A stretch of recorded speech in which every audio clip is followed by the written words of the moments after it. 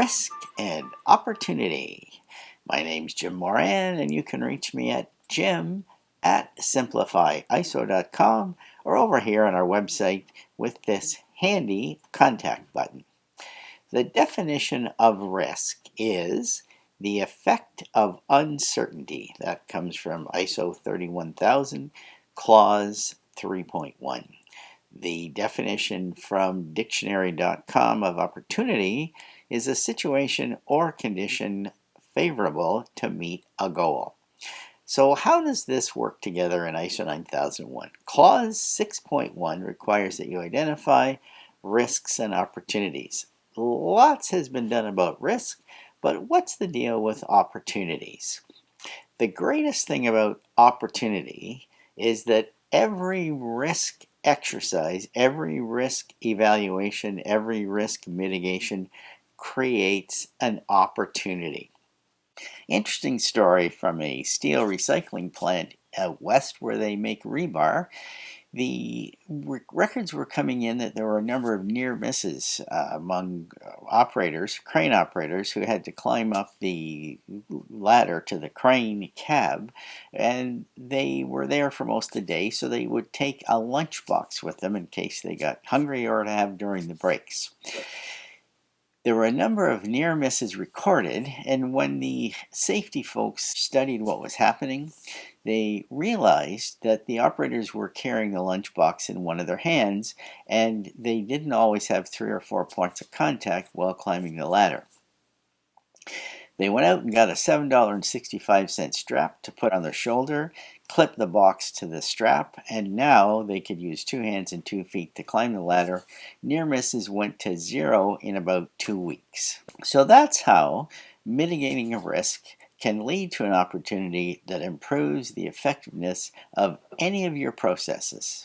So there's a case where mitigating a risk led to an improvement in conditions. This is a safety improvement, but quality improvements can happen exactly the same way. Why do it? Clause 6.1 requires it, but it also increases your chances of being much more proactive. If you can avoid a nonconformance or avoid a negative situation, a negative event from a risk fulfilling itself, then you'll be much farther ahead of the game. Easier to be proactive and prevent an occurrence than to be reactive and have to clean up the occurrence after it happens. Managing risk will help identify weaknesses in your system. This will make opportunities for you to improve, meeting the requirements of Clause 10, improvement. Also, managing risk improves your organization's value in the eyes of your interested parties.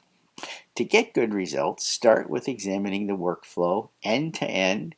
Again, look at it from the standpoint of your customer because there's a risk associated with losing customers as well. Make sure your phone system is very easy to follow and very effective.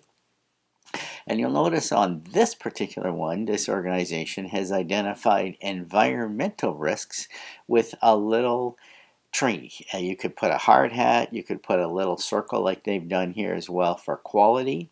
And anything that can be visual will be much more readily noticed by people as well. Humans process visual information 60,000 times faster than text.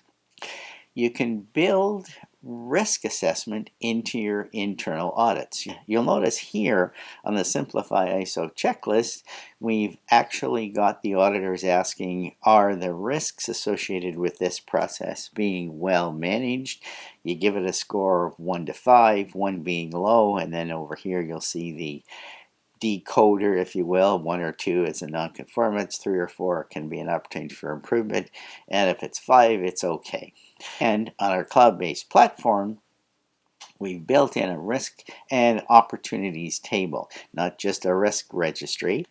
So we have opportunities identified in this table, as well as the actions related to finding out how you're going to take advantage of the opportunity. Then here we have the risks identified, and in this particular model, we have identified all of Ishikawa's categories: man, method, machine, and milieu. We've added customers and we've added inputs. Don't forget inputs. If you don't start with the right input, you have no chance of getting the right output, no matter how good your processes are.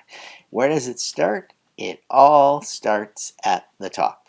Management has to walk the talk. They have to make sure that they too are on the lookout for risks and they are speaking in risk language. One of their requirements is to promote the use of risk-based thinking and the process approach. Down below the video, you'll see a link to our next webinar, June 29th, 2020, on ISO 31000. Thanks for having a look, and I hope you can join us next time for processes for protection. Bye for now.